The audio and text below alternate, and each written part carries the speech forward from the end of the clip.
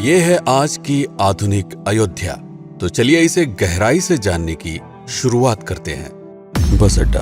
राम मंदिर से 7 किलोमीटर की दूरी पर 14 बीघा जमीन पर 219 करोड़ की लागत से लखनऊ हाईवे पर नया बस अड्डा बनकर तैयार है। Railway station. मंदिर से 1 किलोमीटर की दूरी पर 240 करोड़ रुपए में नया रेलवे स्टेशन डिजाइन किया गया है। भविष्य में अयोध्या से दिल्ली, मुंबई, चेन्नई, बेंगलोर, पुणे, कोलकाता, नागपुर, लखनऊ और जम्मू जैसे शहरों के लिए विशेष रेलगाड़ियां चलाई जाएंगी। हवाई अड्डा। 1450 करोड़ रुपए में लगभग 1300 बीघे में फैला हुआ प्रयागराज हाईवे पर नाके के पास बनाया गया है नया एयरपोर्ट। यहाँ से राम मंदिर की दूरी सिर्फ 12 किलोमीटर है। भविष्य में कई बड़े महानगरों के लिए सीधे उड़ानें उपलब्ध होंगी। घाघरा जलमार्ग। अगर आपके पास अपनी खुद की मोटर बोट है तो छपरा से घाघरा यानी सरयू नदी की सैर करते हुए लगभग 300 किलोमीटर नदी में चलकर भी अयोध्या पहुंच सकते हैं। भविष्य में इस रूट के लिए भी मोटर बोट चलाए जाने का प्रस्ताव है। राम मंदिर।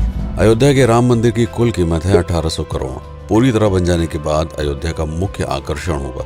राजस्थान के मशहूर मकराना के पत्थरों से आकार लेते इस मंदिर की अनुमानित उम्र होगी लगभग 1000 साल। 22 जनवरी को पहली मंजिल का उद्घाटन होगा, जिसमें राम की बाल्यावस्था की मूर्ति रखी जाएगी। बाकी की 2 मंजिलों का कार्य चलता रहेगा। खजुराहो के मंदिरों की नागर शैली के आधार पर इसे तराशा जा रहा है। मंदिर का कुल क्षेत्रफल 156 एकड़ या 251 बीघा है।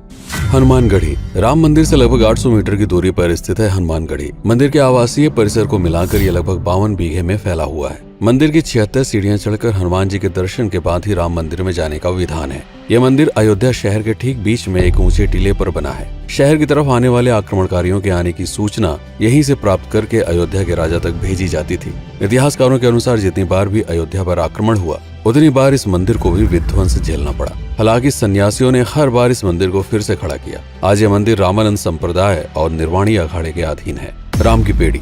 अयोध्या को सरयू नदी की भयंकर बाढ़ से बचाने के लिए इस बांध का निर्माण किया गया था, जिस पर श्रद्धालुओं के स्नान के लिए कई घाट बना दिए गए थे। इतिहासकारों के अनुसार जितनी बार भी बांध टूटता था, सरयू का पानी अयोध्या की गलियों में घुस आया करता था। इसी बाढ़ से बचने के लिए पूरे अयोध्या में जगह जगह पर ऊंचे टीले बनाए गए थे, जैसे राम टीला, हनुमान टीला, लक्ष्मण टीला। आज ये बांध अयोध्या का मुख्य पर्यटन स्थल बन चुका है। हर दीपावली पर यहाँ लाखों दिए जलाकर रामायण की उस घटना को उत्सव के रूप में मनाया जाता है जब श्री राम अयोध्या वापस लौटे थे। अयोध्या के कई बार उजड़ने के पीछे एक कारण इस नदी को भी माना जाता है। हालांकि इसी नदी की वजह से यहाँ पर गन्ने की खेती बड़े स्तर पर की जाती है।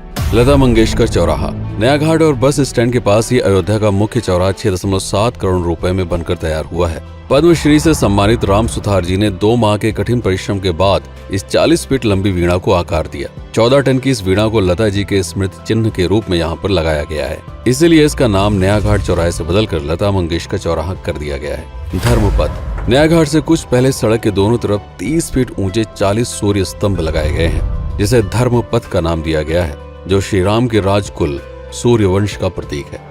दशरथ समाधि स्थल। नए बस अड्डे के बगल से एक पतली रोड कछार से आगे बढ़ते हुए लगभग 12 किलोमीटर दूर ले आती है दशरथ समाधि स्थल, जो बिलहर घाट पर मौजूद है, जिसके बारे में मान्यता है कि यहाँ पर राजा दशरथ का दाह संस्कार हुआ था। राम मंदिर के साथ ही इस जगह को भी पर्यटन स्थल के रूप में विकसित किए जाने की योजना पर कार्य चल रहा है। भरत कुंड। अयोध्या से 15 किलोमीटर दूर है नंदीग्राम। यहाँ मौजूद तालाब को भरत कुंड कहते हैं। मान्यता है कि इसी जगह से भरत ने पूरे अयोध्या का राज कार्य संचालित किया था। पर्यटकों के लिए इस स्थान को भी विकसित किया जाएगा। गुप्तार घाट। राम की बेड़ी से सरयू नदी के किनारे चलते हुए 10 किलोमीटर दूर स्थित है गुप्तार घाट। ये कैंट एरिया में पड़ता है। इस जगह को श्री राम के जल समाधि के रूप में महत्व दिया जाता है। इसके अलावा अयोध्या नगर में हर गली में कई विशेष मंदिर हैं, जिनकी अपनी मान्यताएं हैं, कथाएं हैं, विशेषताएं हैं। पूरी तरह से विकसित हो जाने के बाद नई अयोध्या को पूरी तरह से जानने के लिए, इसका आनंद लेने के लिए कम से कम 3 दिनों तक यहाँ रुकने की आवश्यकता है। देश विदेश से ज्यादातर पर्यटक भारत आते हैं उत्तर प्रदेश में आगरे का ताजमहल देखने और प्राचीन नगर काशी और सारनाथ घूमने।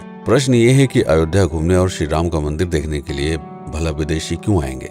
और इसका कारण है भारत में लिखी गई राम कथा की सबसे पहली और प्राचीन पुस्तक रामायण। भारत में रामायण के अलावा कंबोडिया में रीमकेर, थाईलैंड में रामकियन जो कि वहाँ की राष्ट्रीय पुस्तक है, इंडोनेशिया में ककनिक, नेपाल में भानुभक्त रामायण जैसी पुस्तकों में वाल्मीकि की रामकथा से प्रेरणा लेकर इसे अपने अपने देश की संस्कृत के हिसाब से फिर से लिखा गया है।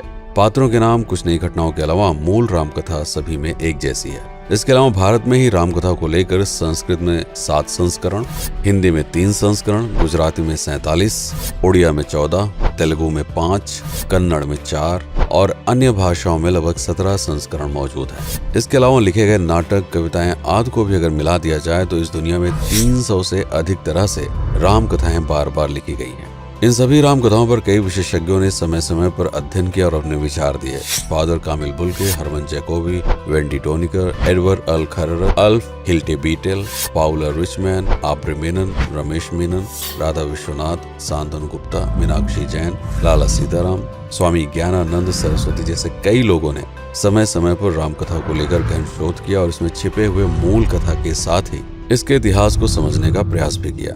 राम कथा थी कौशल प्रदेश के द्वारा किष्किंधा और लंका पर विजय प्राप्त करने की पहली बार एक अखंड भारत के निर्माण की। रामायण महत्वपूर्ण इसलिए हो जाता है क्योंकि ये अखंड भारत युद्ध से अधिक व्यक्ति के आदर्शों, सूझबूझ, मित्रता जैसे गुणों से स्थापित हुआ।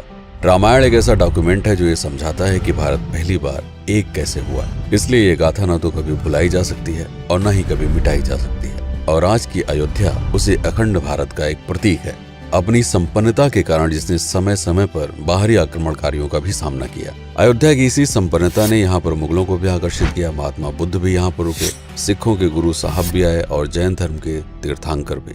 सिर्फ आए ही नहीं बल्कि उनके अनुयायी यहीं पर बसते चले गए। अयोध्या कितनी बार बसी, कितनी बार उजड़ी, इसके बारे में बहुत अधिक प्रमाण उपलब्ध नहीं है। सूर्यवंश के पतन के साथ ही अयोध्या का भी पतन होता रहा। बीच में कई सौ सालों तक अयोध्या मानो विलुप्त सी हो गई। इसका कारण क्या था, इसका कोई प्रमाण नहीं है। अयोध्या को फिर से खोजकर उसे स्थापित करने में बार बार राजा विक्रमादित्य का नाम आता है, लेकिन विक्रमादित्य एक उपाधि है जिसे कई राजाओं को दिया गया था। तो ये कहना मुश्किल है कि किस कालखंड के कौन से राजा ने यह कार्य किया। कुछ विशेषज्ञों का मत है कि यह काम उज्जैन के राजा विक्रमादित्य ने किया होगा। नंदवंश, मौर्य वंश, शुंग वंश, गुप्त वंश आदि के साम्राज्य में भी अयोध्या का वर्णन प्राप्त होता है। सबसे बड़ा विध्वंस हुआ 1527 के आसपास बाबर के कार्यकाल में, जब राम मंदिर को ध्वस्त कर बाबरी मस्जिद स्थापित की गई। सन 1722 में बंगाल के नवाब अलीवर्दी खान ने व्यापार के नजरिए से राम मंदिर से कुछ किलोमीटर की दूरी पर एक नया शहर बसाने की शुरुआत की। 1730 में अवध के पहले नवाब सादत अली खान ने इसका नामकरण किया फैजाबाद। इन्हीं के उत्तराधिकारी सुजाउद्दौला ने इसे अवध की राजधानी बनाई। 1775 में अवध के चौथे नवाब असफुद्दौला ने फैजाबाद की जगह लखनऊ को अवध की राजधानी घोषित की। रावण अहंकार का प्रतीक और श्री राम विनम्रता के सूचक। सत्ता में आने के बाद हर व्यक्ति को यह बात हमेशा ध्यान में रखनी चाहिए, सिर्फ रंग रोगन और पत्थर लगवाने से राम राज्य नहीं आएगा, बल्कि जिस दिन स्कूल, अस्पताल और सरकारी संस्थानों से भ्रष्टाचार खत्म होगा, लोगों का मुफ्त इलाज और अपनी भाषा में उच्च शिक्षा उपलब्ध होगी, उस दिन भारत उस पायदान पर खड़ा होगा जहां कभी हम हुआ करते थे।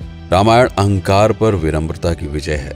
अयोध्या को अगर पर्यटन स्थल का केंद्र बनाना है तो इस आधार पर बसाना होगा, राम राज्य लाना होगा, राजनीति नहीं।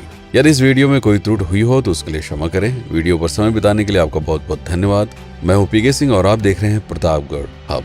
जय श्री राम, जय अवध, जय भारत।